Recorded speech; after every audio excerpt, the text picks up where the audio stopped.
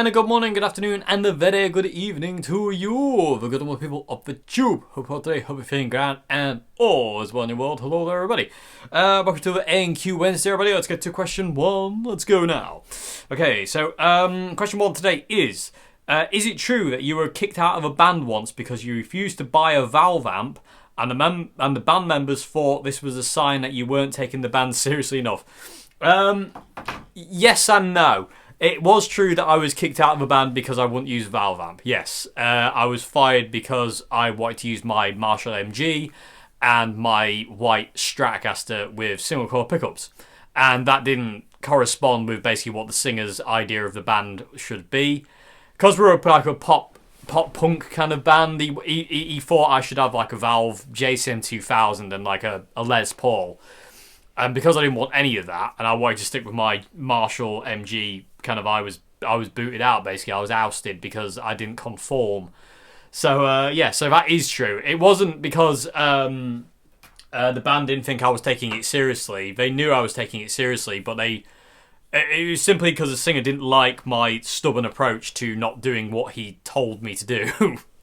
It was like, do this. And I was like, no. And he was like, fine, you're fired. And I'm like, thanks. It was great. So yeah, it is true. Yeah, I did get fired from a band for using solid-state amps because stupidity, basically. Stupidity and ignorance, selfishness, ignorance again, more selfishness, and then more ignorance on top, just to make sure of it.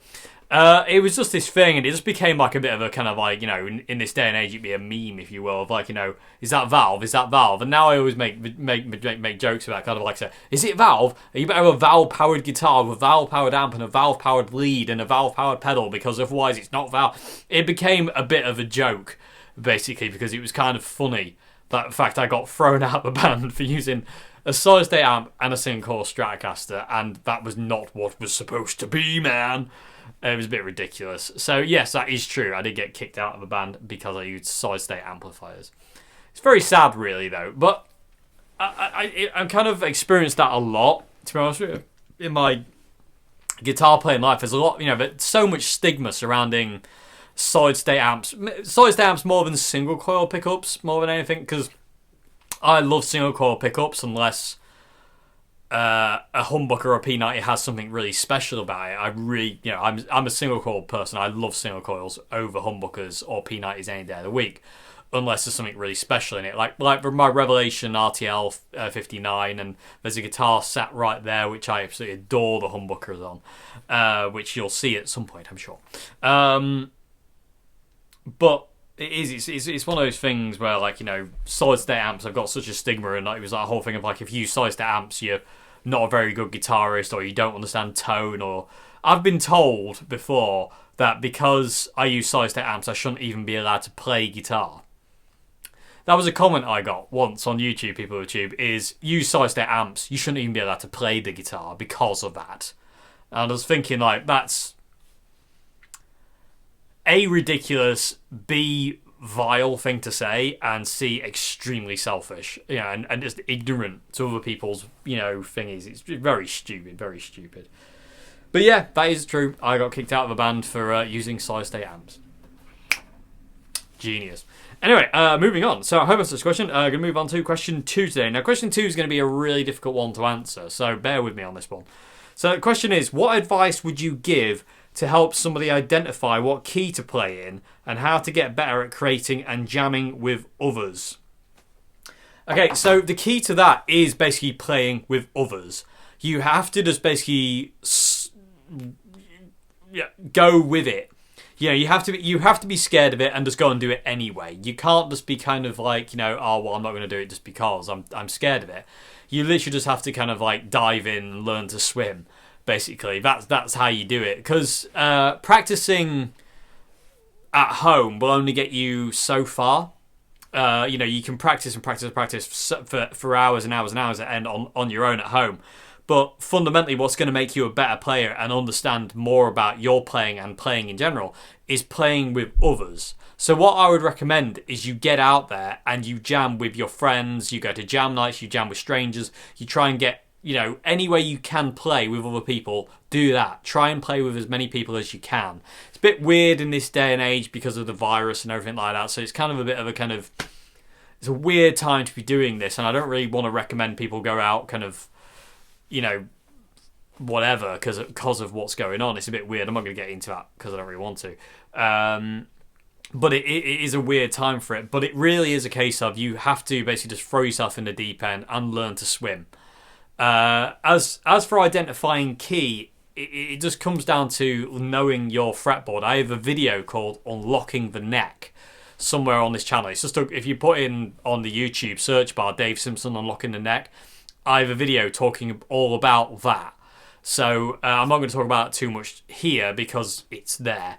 So if you look for that video, you'll see I go into a lot more detail on kind of understanding the guitar neck and this, that, and the other, and just basically go from there really.